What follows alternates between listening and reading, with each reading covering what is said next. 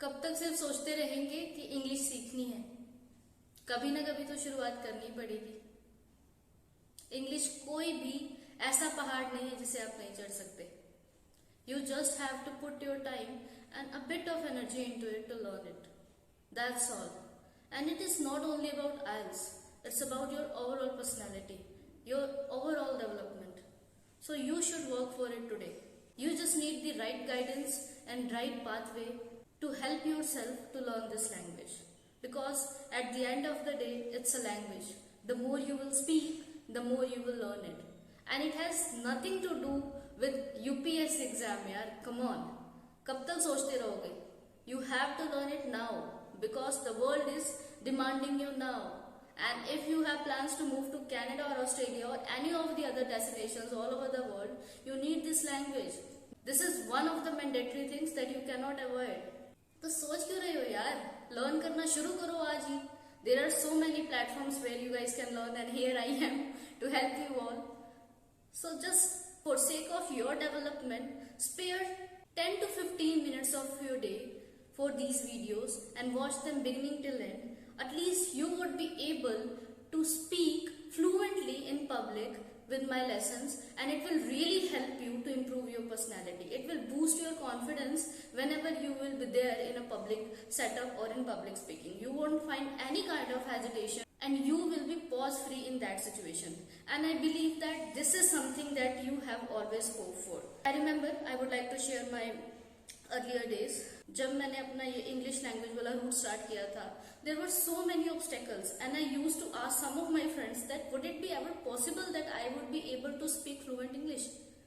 So here I am in front of you all teaching everyone, and my students are satisfied than ever with me. So I'm not here boasting it at all. It is just that if you put efforts and energy and time into a particular thing, it will definitely give you results. And you just have to stay motivated throughout the time because some days are good, some are bad. तो अगर आप लोगों को शुरुआत में मुश्किल लगती है तो हार मत मानो यार, just begin with it, right? और ये मोटिवेशन क्लास हम आज यहीं पे खत्म करते हैं और शुरू करते हैं हमारे आज के टॉपिक के बारे में डिस्कशन।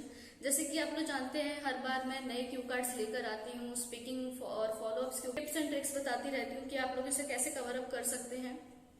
आज मैं ले आई हूँ फिर से राइटिंग का एक ऐसा टॉपिक जो कि आप लोगों को समझना बहुत इंपॉर्टेंट है, और जो स्टार्टर्स हैं, जो बिगिनर्स हैं, जो डरते हैं कि यार इंग्लिश कितना बड़ा हुआ है और आइल्स तो उनसे नहीं होगी, तो आप लोग अपना ये ख्याल बिल्कुल छोड़ दीजिए, क्योंकि इस वीडियो को देखने के बाद आप लोगों की राइटिंग से रिलेटेड कि किस तरीके से उस टॉपिक को स्टार्ट करना है या किसी भी टॉपिक को स्टार्ट करना है बहुत ही क्लियर हो जाएगा।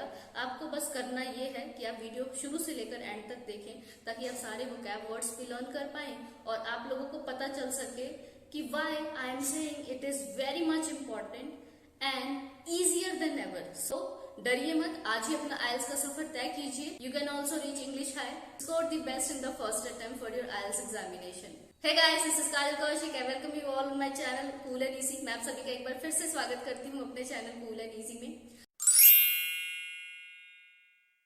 आप सबके लिए ले आई हूँ आज राइटिंग से रिलेटेड कुछ tips, discuss both views and give your opinion से रिलेटेड क्वेश्चंस मैं आपको काफी करा चुकी हूँ। आज मैं आप लोगों को बताती हूँ कि do the advantages of this outweigh the disadvantages. जब इस तरह का डिबेटेबल फॉर्म आ जाए तो आप लोगों ने उस क्वेश्चन को कैसे अटेम्प्ट करना है। And believe me, it is the most easiest question you can ever find. तो बच्चों को अक्सर प्रॉब्लम्स रहती हैं कि कितने पैराग्राफ्स बनाए जाएं, कितने पॉइंट्स इंक्लूड किए जाएं और किस तरीके से हम लोग चलते हैं, whether we have to write about the advantages और डिसएडवांटेजेस। मेरा काम ये है कि मैं आप लोगों की ये सारे कंफ्यूजन्स दूर कर दूं। तो इसीलिए आज की वीडियो स्पेशली मैंने आप सब लोगों के लिए बनाई है जो राइटिंग एंथुसियास्ट है, जो रीडिंग और लिसनिंग में 7+ स्कोर कर पा रहे हैं क्लास में, लेकिन राइटिंग में specially in introduction and later on को काफी दिक्कत आती है कि आखिर शुरू कैसे करें यार, why I am not being able to score more than 6 और 6.5 इन इट। तो चलिए शुरू करते हैं। बहुत ही बेसिक रखूंगी ताकि आप सब लोग समझ सकें, and even those who are about to start their IELTS it would be very helpful for them if you will watch this video. तो चलिए ज्यादा टाइम हम लोग नहीं लगाते हैं और शुरुआत कर लेते हैं। हम आप लोगों को अपनी बोर्ड की तरफ लेके चलती हूँ, वहां पे मैं सबको सब कुछ एक्सप्लेन करूंगी। अगर बाय चांस किसी भी स्टूडेंट को मेरा बोर्ड जो है विजिबल नहीं होगा तो आप लोग मेरी वॉइस के साथ कोऑर्डिनेट कर सकते हैं and it would be easier for you all to record it in your notebook so that you guys can revise it later. तो चलिए और टाइम वेस्ट नहीं करेंगे और शुरू करते हैं अपनी आज की क्लास। मेरे पीछे आप लोगों को बोर्ड दिख रहा होगा, इस पर मैं क्वेश्चन लिख लेती हूँ आज का, ताकि आप सब लोगों समझा सकूं कि इसमें क्या करना है आप लोगों ने और आप लोग कैसे इजीली इसे अटेम्प्ट कर सकते हैं और इस तरह के किसी भी क्वेश्चन का थीसिस आप लोगों को क्या बनाना चाहिए। तो आज का हमारा क्वेश्चन है, तो मुझे लगता है आप सब लोगों को क्वेश्चन विजिबल होगा। जिनको विजिबल नहीं है उनके लिए मैं एक बार डिक्टेट कर देती हूँ। In some countries university students live away from their homes. Do you think that the advantages of the situation outweigh its disadvantages? सबसे पहले आप लोग जो बिगिनर्स हैं वो इस क्वेश्चन के लिए ब्रेनस्टॉर्मिंग करें, बट उससे भी पहले वर्ड्स को रीफ्रेज करें। उससे आप लोगों को काफी हेल्प मिलेगी जब आप लोग अपना जर्नल स्टेटमेंट या कोई भी तरह का स्टेटमेंट लिख रहे होंगे, कोई भी सेंटेंस बना रहे होंगे। अब मेरे कहने का मतलब क्या है कि आप लोग सबसे पहले तो अपने क्वेश्चन को रीफ्रेज कीजिए, अपने वर्ड्स को रीफ्रेज कीजिए उनके सिनोनिम्स के साथ। उनके आप और सिनोनिम्स लिख लीजिए, जैसे कंट्रीज को आप जो है नेशंस लिख सकते हैं, इकोनॉमीज लिख सकते हैं और स्टेट्स भी लिख सकते हैं। इसके अलावा यूनिवर्सिटी के लिए आप लोग जो है हायर, यूनिवर्सिटी के लिए आप लोग हायर एजुकेशनल इंस्टीट्यूट्स लिख सकते हैं। स्टूडेंट्स के लिए बहुत सारे आप लोगों के पास जो है सिनोनिम्स अवेलेबल होते हैं। सबसे पहले आपके पास स्कॉलर्स है, देन वी हैव लर्नर्स। आप लोग स्टूडेंट्स के लिए इन वर्ड्स का इस्तेमाल कर सकते हैं। मैं एक बार दोबारा बता देती हूँ, scholars, learners, pupils, mentees, trainees and duties. ये मैंने इतना एम्फेसाइज इसलिए किया है क्योंकि स्टूडेंट इन एजुकेशन से रिलेटेड क्वेश्चंस एग्जाम में काफी ज्यादा आते हैं। तो आप सब लोग अगर इनसे अच्छे से वेल इक्विप्ड हो तो आप लोगों को आंसर लिखना और इसको स्टार्ट करना without any kind of pause और थिंकिंग मच बहुत इजी हो जाता है। ठीक है, उसके बाद हम लोग देख सकते हैं होम्स को कुछ ज्यादा में चेंज करने की जरूरत नहीं है, वहां पे हाउस या अबाउट कुछ इस तरह का ले सकते हैं। अब आ जाती है सिचुएशन कि do you think that the advantages of the situation outweigh its disadvantages. सवाल ये पूछा गया है कि क्या आप लोगों को लगता है कि इसके फायदे, इस सिचुएशन के फायदे कि जो स्टूडेंट्स यूनिवर्सिटी में पढ़ते हैं वो अपने घरों से बाहर रहते हैं, इसके फायदे क्या इसके नुकसान से ज्यादा हैं, इस सिचुएशन के नुकसान से ज्यादा हैं? तो ज्यादा है या कम है, that is the different question. अब आप लोग को स्टार्ट ये देखना है कि the entire question is based on university studies, I mean higher studies and tertiary education. Tertiary education मतलब होता है higher education.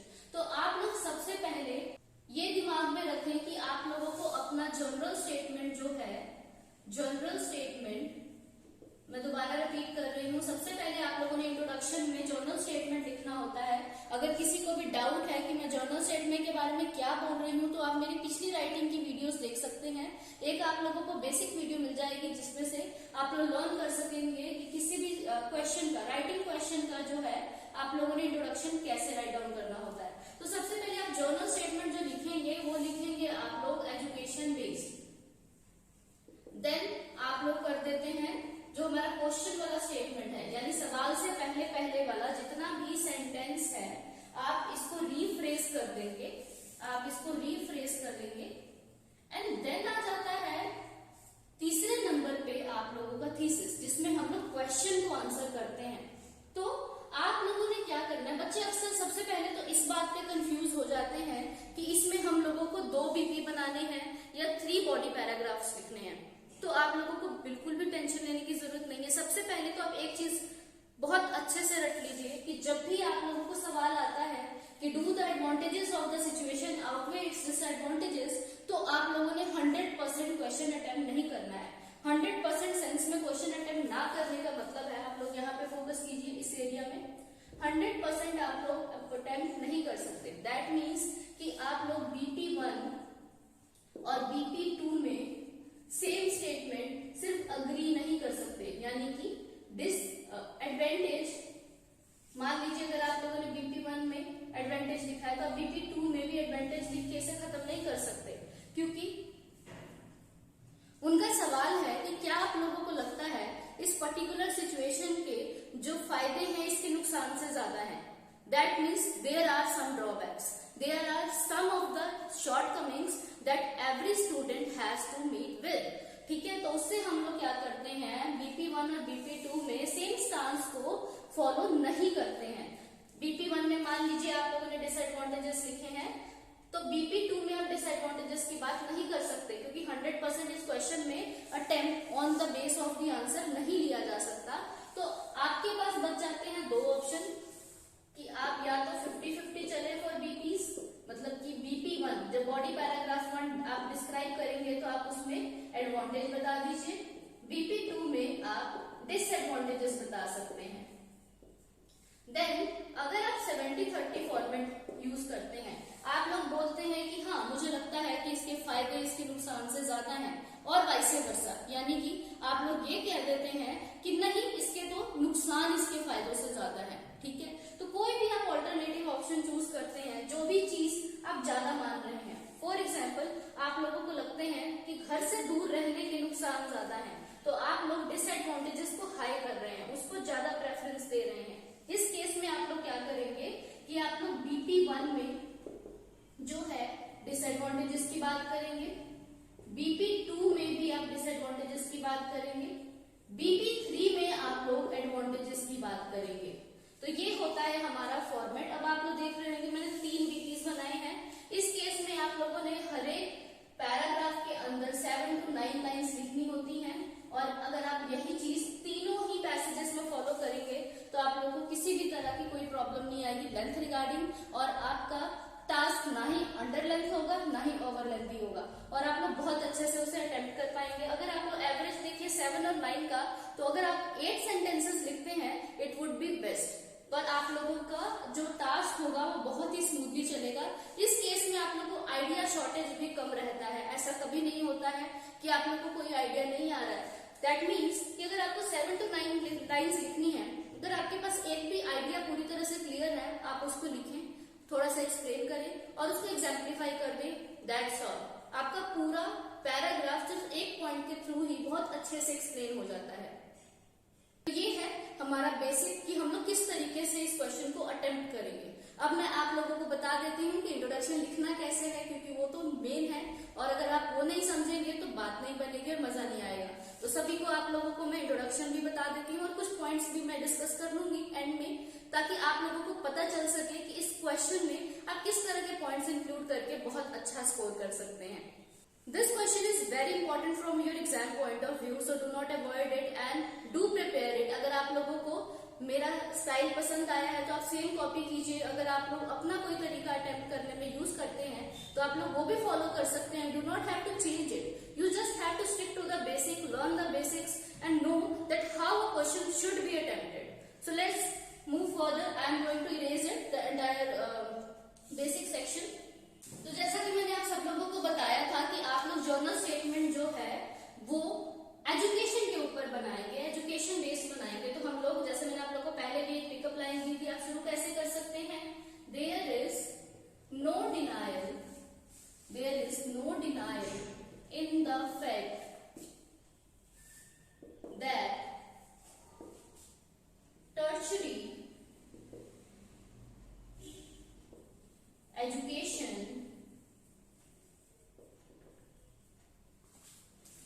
plays a pivotal role in shaping the future of an individual। इस तरीके से आप लोग अपनी जर्नल स्टेटमेंट जो है लिख सकते हैं। There is no denial in the fact that tertiary education plays a pivotal role in shaping the future of an individual. तो हम लोगों को इस बात में कोई शक नहीं है, कहते हैं कि जो टर्शियरी एजुकेशन है, टर्शियरी एजुकेशन में आप लोग को बता चुकी हूँ क्या होता है, हायर एजुकेशन को बोलते हैं। ये बहुत इंपॉर्टेंट रोल प्ले करता है हर एक इंडिविजुअल के फ्यूचर को शेप करने में, मतलब कि उसको सुधारने में। अब हम लोग जर्नल स्टेटमेंट के बाद आप लोग को पता है रीफ्रेज करने वाले हैं। In some countries university students live away from their homes. सकते हैं कि due to the importance of education this is happening. तो आप लोग लिख सकते हैं कॉन्सिक्वेंटली, कॉन्सिक्वेंटली आप लोग यहाँ पे ये कनेक्टर इस्तेमाल कर सकते हैं, क्योंकि जो आपने जर्नल स्टेटमेंट लिखा है उसके हिसाब से उसी का जो रिजल्ट है वो ये निकल रहा है कि जो बच्चे हैं वो बाहर रह रहे हैं अपनी फर्दर स्टडीज के लिए। Consequently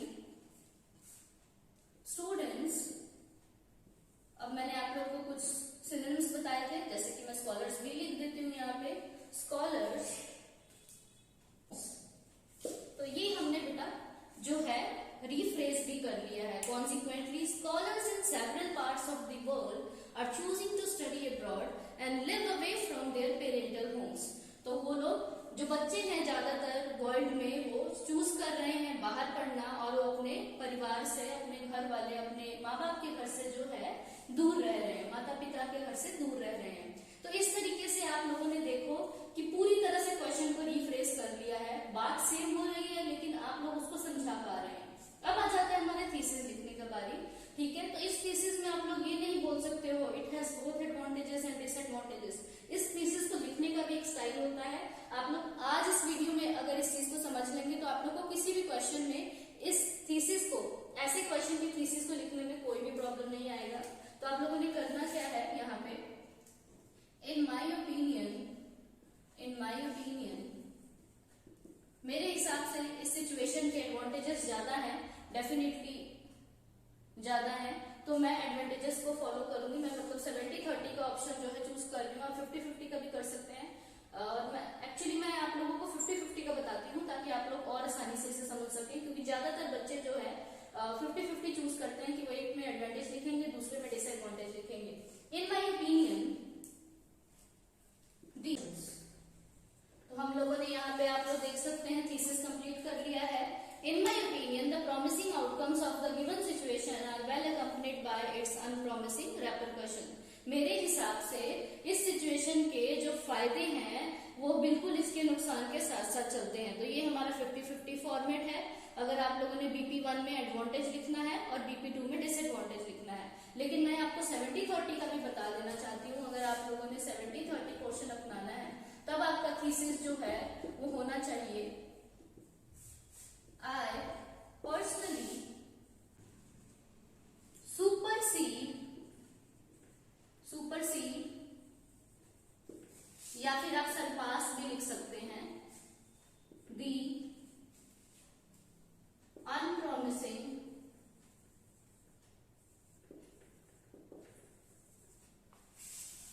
repercussions। तो आप लोगों ने सुपरसीड और सरपास वर्ड के थ्रू, सुपरसीड के स्पेलिंग है SUPERSEDE, सरपास के स्पेलिंग मैंने लिखे हैं SURPASS। तो इस तरीके से आप लोग 70-30 का भी जो थीसिस लिख सकते हैं। I personally believe that the promising aspects of the given situation supersede और सरपास द अनप्रॉमिसिंग रेपरकशंस। तो ये हो गया हमारा ये आज का पूरा क्वेश्चन। अब मैंने आप लोगों से बोला था कि मैं कुछ पॉइंट्स भी आप लोगों को बता दूंगी कि किस तरीके से आप लोगों ने करने हैं। तो अब मैंने आप सब लोगों को बोला था कि मैं आप सबको पॉइंट्स भी बताऊंगी कि इसमें क्या लिख सकते हो। अगर आप फायदे देखो तो आप लोगों को मल्टीकल्चरल लोगों से मिलने का, बोलने का, उनके साथ पढ़ने का मौका मिलता है। आप एक न्यू एनवायरनमेंट को जो है एक्सपीरियंस कर पाते हैं। आपका लाइफ लॉन्ग एक्सपीरियंस होता है जब आप कहीं बाहर पढ़ने जाते हैं। आपको टाइम मैनेजमेंट करना आता है, मनी मैनेजमेंट करना आता है, और आप लोग इंडिविजुअली भी बहुत ज्यादा ग्रो करते हैं। आपका डेवलपमेंट जो होलिस्टिक होता है, क्योंकि आप अकेले रहते हैं and you have to take all the decisions yourself. तो आप लोग जितने भी बेनिफिट्स की बात करें उतने कम है। आप लोग बाहर पढ़ते हैं और बाहर वाली स्टडीज जो अब्रॉड स्टडीज हैं उनको ज्यादा प्रेफरेंस दी जाती है। और आप लोग basically it's not about abroad, अगर आप लोग अपने शहर में भी कहीं बाहर पढ़ रहे हैं तो उसे कोई ना कोई बेनिफिट होता है, आप लोग को मालूम होता है, तभी आप पढ़ते हैं। तो आप अपनी नॉलेज, अपनी जॉब अपॉर्चुनिटीज की बात कर सकते हैं इसके अंदर। वहीं पे अगर डिसएडवांटेजेस पे आती हूँ तो डिसएडवांटेजेस में मेन डिसएडवांटेज ये है कि घर पे रहना जो है वो बहुत ज्यादा कंफर्टेबल होता है, लेकिन बाहर जाके हम लोगों को लोगों के साथ एडजस्टमेंट करनी पड़ती है, जिसमें काफी बच्चों को प्रॉब्लम्स आती हैं। सेकेंड प्रॉब्लम ये है कि घर पे रहने के लिए आपको कोई रेंट नहीं देना पड़ता, बट बाहर जाके थोड़ी सी अफोर्डेबिलिटी जो है आप लोग की लूज हो जाती है, क्योंकि आप लोगों को रेंट पे करना पड़ता है। या आप अगर हॉस्टल में रहें, चाहे आप लोग अपना कोई प्राइवेट होम लें, आपको पेमेंट करना पड़ता है उसका पर मंथ, और कई बार it cause you financial disturbance. तो आप उसके अलावा आपको कुक भी खुद करना पड़ता है, वॉश खुद करना पड़ता है, everything you have to do it yourself. और आप लोग कई बार इस चीज के कारण हेल्थ इश्यूज से भी डील करते हैं, क्योंकि आप पे स्टडी का भी प्रेशर होता है और आप पे अपने पर्सनल जो चोर्स होते हैं उनको भी कंप्लीट करने होते हैं।